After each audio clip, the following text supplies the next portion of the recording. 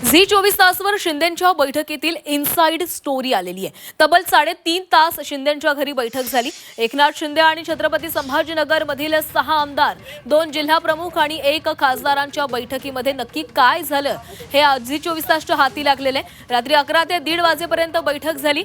एकनाथ शिंदे यांनी प्रत्येक नेत्यासोबत स्वतंत्रपणे बैठक घेत संभाजीनगरमध्ये नक्की काय चाललंय याचा आढावा घेतलेला आहे। यापैकी खासगीमध्ये अनेक नेत्यांनी पालकमंत्र्यांची तक्रार शिंदेंकडे केल्याची माहिती आहे। विकास निधी मिळत नाही याबद्दल सत्तारांसह इतरांनी तक्रार केल्याची माहिती आहे। महापालिका जिल्हा परिषद सह इतर ठिकाणी पक्षांचं नुकसान का झालं याबाबत शिंदे यांनी बैठकीमध्ये संवाद साधलेला आहे। याबाबत प्रत्येकाला स्वतंत्र सूचनाही दिल्या गेल्या। वैयक्तिक भेटीनंतर सर्वांची एकत्र बैठक घेऊन शिंदे यांनी सगळ्यांना सुनावलं असल्याची माहिती आहे। जिल्हा बँके निवडणुकीमध्ये जमल्यास युतीत न जमल्यास स्वतंत्र लढण्याची ही सूचना आहे। सत्तार यांचेही दोन्ही शिवसेना सेना एकत्र येण्याबाबत केलेल्या वक्तव्यावर सत्तार यांची कानउघडणी करण्यात आलेली आहे। अब्दुल सत्तार यांचा मुलगा समीर सत्तार यांनी भरलेला उमेदवारी अर्ज मागे घेण्याच्या सूचना देण्यात आलेल्या आहेत। अब्दुल सत्तार यांचा मुलगा समीर सत्तार आता अर्ज मागे घेणार आहे।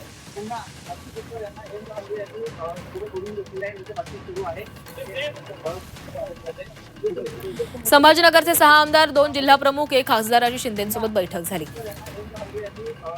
तब्बल 3.5 तास बैठक झाली। शिंदेंचा प्रत्येक नेत्यासोबत शिंदेंनी संवाद साधला। अनेक नेत्यांकडून पालकमंत्र्यांची शिंदेंकडे तक्रार करण्यात आली आहे। विकास निधी मिळत नसल्याची सत्तारांसह इतरांकडून तक्रार करण्यात आली। मनपा झेडपीसह इतर ठिकाणी पक्षांचं नुकसान का झालं याबाबत संवाद साधण्यात आला। बैठकीनंतर सर्वांची एकत्र बैठक घेऊन शिंदेंनी सगळ्यांना सुनावलेलं आहे। जिल्हा बँक निवडणुकीमध्ये जमल्यास युतीमध्ये, अन्यथा स्वतंत्र लढण्याच्या सूचना देण्यात आल्या। दोन्ही शिवसेना एकत्र येण्याच्या विधानावर सत्तारांची कानउघडणी करण्यात आलेली आहे। अब्दुल सत्तारांच्या मुलाला अर्ज मागे घेण्याच्या सूचना करण्यात आल्या। समीर सत्तार उमेदवारी अर्ज मागे घेणार आहेत। संभाजीनगर की जिला मध्यवर्ती बैंक के चुनाव है। चुनाव के लिए सब लोग आए थे। विधानसभा के आमदार थे, खासदार थे, पालक मंत्री थे। उसमें सब चर्चा हुई है और महायुति के माध्यम से चुनाव लड़ने का निर्णय हुआ है। महायुति चुनाव लड़ेगी और जीतेगी। मी काय बोललो, समजा जिल्हा परिषद अध्यक्ष शिवसेनेचा होता, त्याचा मुंडका चाटला म्हणजे तो पद गेला, संपला। महापौर हा शिवसेनेचा होता, तो चालल्या गेला। विधान परिषद ही शिवसेनेची होती, ती चालल्या गेली। अशा टप्प्याटप्प्याने त्यांच्या रेंजमध्ये जे जे येऊ लागलं ते संपवण्याचं काम आमच्या जिल्ह्याचे भारतीय जनता पार्टीचे नेते करू लागले। माझा शब्द मी पहिलेच बोललो, पण काही लोक त्यालाही उलटा हे करतात। मी म्हणलो का माझा मुख्यमंत्री देवेंद्रजी असतील, एकनाथरावजी शिंदे साहेब असतील, या दोघांवर पूर्ण विश्वास आहे। याच्यामध्ये कुठं पण जिल्ह्यामध्ये जी परिस्थिती निर्माण केली ती भविष्यामध्ये अडचणीची होईल आणि याच्यामुळं शिवसेनाला संपवण्याचा हा कट आहे का या शब्दामध्ये बोललो मी।